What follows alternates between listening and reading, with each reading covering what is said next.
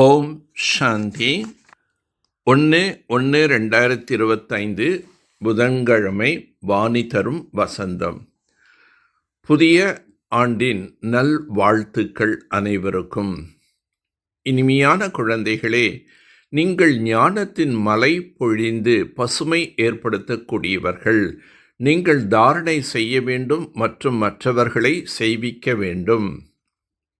மழை என்பது பொழியாத மேகங்கள் சோம்பேறிகளாக இருப்பார்கள். மழை பொழியக்கூடியவர்கள் சுறுசுறுப்பான மேகங்களாக இருப்பார்கள்.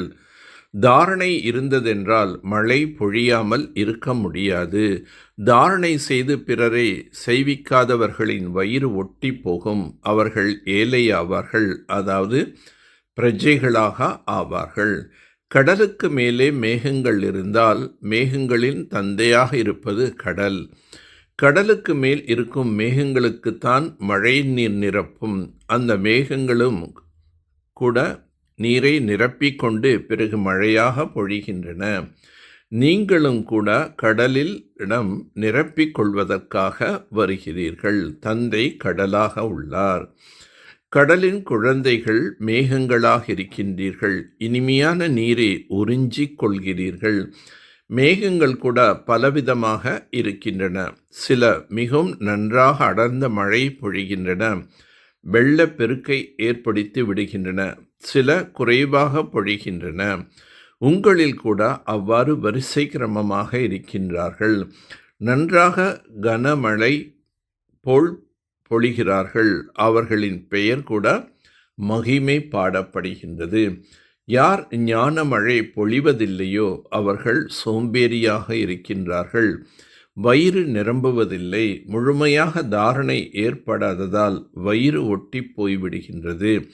பஞ்சம் ஏற்படும்போது மனிதர்களின் வயிறு ஒட்டி போய்விடுகின்றது. அதுபோல் இங்கும் கூட தாரணை செய்து பிறரை செய்விக்காவிட்டால் வயிறு ஒட்டி கொண்டுவிடும். நன்றாக பொழிபவர்கள் சென்று ராஜா ராணியாக ஆவார்கள்.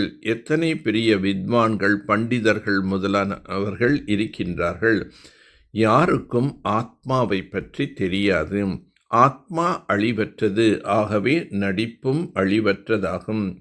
தந்தையால் உருவாக்கப்பட்ட ஞான யஜ்யத்தில் முழு உலகம் ஸ்வாகா ஆகிவிடும். ஆதலால் தேகத்துடன் சேர்ந்த அனைத்தையும் மறந்து விடுங்கள். தன்னை ஆத்மா என்று புரிந்து கொள்ள வேண்டும் மற்றும் தந்தையும் புள்ளி ரூபத்தில் நினைவு செய்ய வேண்டும். இதில்தான் உழைப்பு என்பது இருக்கின்றது. பகவான் மிகவும் சக்தி வாய்ந்தவர். அவர் விரும்பினால் எது வேண்டுமானாலும் செய்ய முடியும் என்று மனிதர்கள் புரிந்து கொள்கின்றனர். ஆனால் நானும் நாடகத்தின் பந்தனத்தில் கட்டுப்பட்டிருக்கின்றேன் என்று தந்தை கூறுகின்றார். எனது நடிப்புக்கு எல்லை இருக்கின்றது. நாடகத்தில் ஒவ்வொருவரின் துல்லியமான நடிப்பும் பதிவாகி உள்ளது. பாரதம் முதல் நம்பர் தூய்மையானதாக இருந்தது. தந்தை முதலாக தூய்மையை ஸ்தாபனை செய்கின்றார். பூஜைக்கு உரியவர்கள்தான் பூஜாரிகள் ஆகின்றனர் என்று குழந்தைகளாகி நீங்கள் அறிவீர்கள்.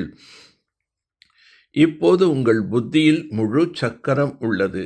இது நினைவில் இருந்தாலும் கூட நிலை மிகவும் நன்றாக இருக்கும். ஆனால் மாயை சிந்தனை செய்ய விடுவதில்லை, மறக்கடித்து விடுகின்றது. எப்போதும் மகிழ்ந்த முகத்தின் தோற்றம் இருந்தாலும் கூட உங்களை தேவதைகள் என்று சொல்லலாம்.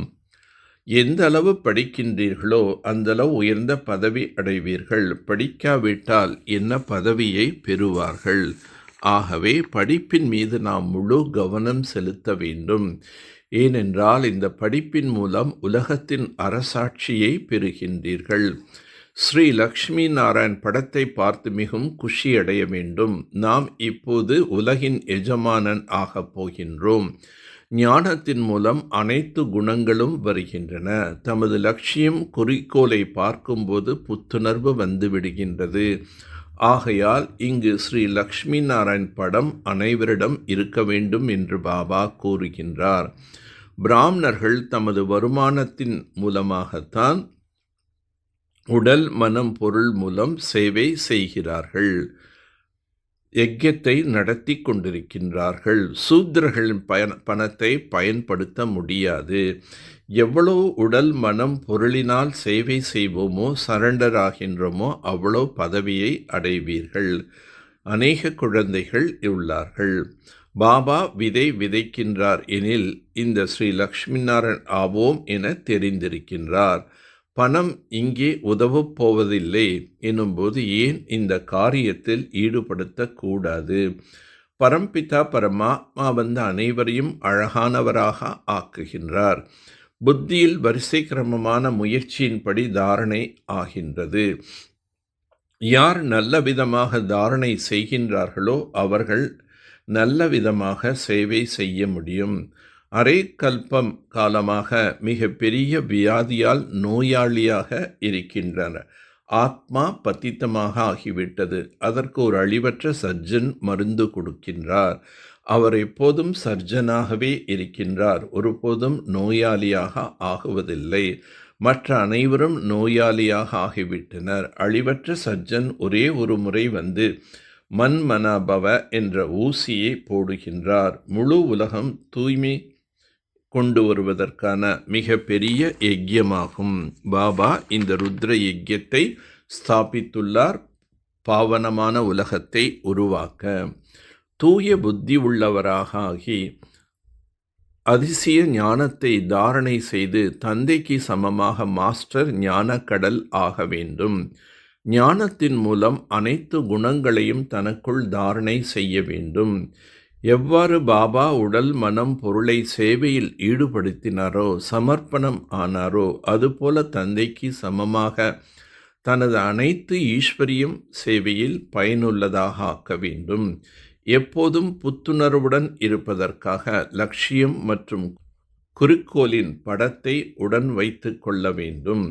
ஏக்ரஸ்திதி மூலம் சதா ஒரு பாபாவை பின்பற்றக்கூடிய மகிழ்ச்சி நிறைந்தவர் ஆகுக. குழந்தைகளாகிய உங்களுக்கு பிரம்ம பாபாவின் வாழ்க்கை மிகச் சரியான கம்ப்யூட்டர் ஆகும். எப்படி இப்போது கம்ப்யூட்டர் மூலம் ஒவ்வொரு கேள்விக்கான பதிலை கேட்கிறார்கள், அதுபோல் மனதில் எப்பொழுதெல்லாம் ஏதேனும் கேள்வி எழுகின்றதோ அப்போது என்ன, ஏன், எப்படி என்பதற்கு பதிலாக பிரம்ம பாபாவின் வாழ்க்கை ரூப கம்ப்யூட்டர் பாருங்கள். என்ன மற்றும் எப்படி என்ற கேள்வி இப்படி என்று மாறிவிடும். கேள்வி கேட்பவராக இருப்பதற்கு பதில் மகிழ்ச்சி நிறைந்தவராக ஆகிவிடுவீர்கள். மகிழ்ச்சி நிறைந்தவர் என்றால் ஏக்ரஸ்திதியில் ஒரு பாபாவை பின்பற்றுங்கள். ஆத்ம சக்தியின் ஆதாரத்தில் சதா ஆரோக்கியமாக இருப்பதற்கான அனுபவம் செய்யுங்கள். தனது சக்திசாலியான மனம் மூலம் சக்தியை கொடுக்கும் சேவை செய்யுங்கள். சாந்தி தூதுவர்களாக ஆகி குழந்தைகளாகி நீங்கள் எங்கிருந்தாலும் நடமாடும் போதும் சுற்றி வரும்போதும் சதா தன்னைத்தான் சாந்தி தூதுவன் என்று புரிந்து கொண்டு காரியம் செய்யுங்கள். சுயம் சாந்த சுரூபம் சக்தி சுரூபத்தில் நீங்கள் நிலைத்திருக்கும்போது அது மற்றவர்களுக்கும் கூட சாந்தி மற்றும் சக்தியின் சகாஸ் கொடுத்து கொண்டே இருக்கும். நல்லது. ஓம் சாந்தி. ஓம் சாந்தி. ஓம் சாந்தி.